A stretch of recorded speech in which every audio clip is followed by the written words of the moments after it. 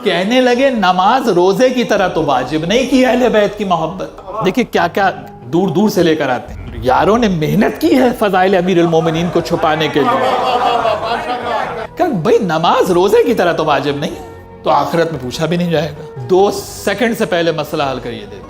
अगर कोई नमाज ना पढ़े, खुदा ना करे, लेकिन अगर 1% किसी ने नमाज नहीं पढ़ी, रमजान के 30 रोजे रख लिए, कबूल तो करना तो उसका डिपार्टमेंट है, लेकिन क्या कोई ये कह सकता है कि उसके रोजे गलत हैं? पूरी जिंदगी एक रोजा रख के ना दे, लेकिन जब इस्तिताअत आ जाए, कैपेबल हो जाए फाइनेंशियली एंड फिजिकली, तो हज पे चला जाए, कोई कह सकता है कि क्योंकि इसने रोजे नहीं रखे इसका हज सही नहीं? वाजिब कहते ही उसे है जो अपनी जगह पे कांस्टेंट होता है। अगर फजर की 2 रकत गई, अब 1000 रकत भी दिन में पढ़ोगे तो वो, इसका माना है अगर अहले बैत की मवद्दत नमाज रोजे की तरह वाजिब होती तो महशर में सब खड़े हो जाते।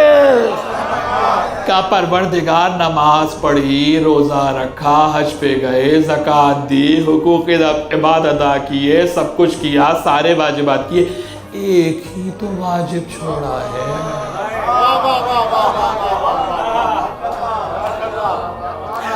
तो इसीलिए सूरह शूरा में आए मवद्दत को कुरान ने रखा है कि अहले बैत की मवद्दत को नमाज रोजे की तरह वाजिब नहीं बनाऊंगा, अजरे रिसालत बनाऊंगा।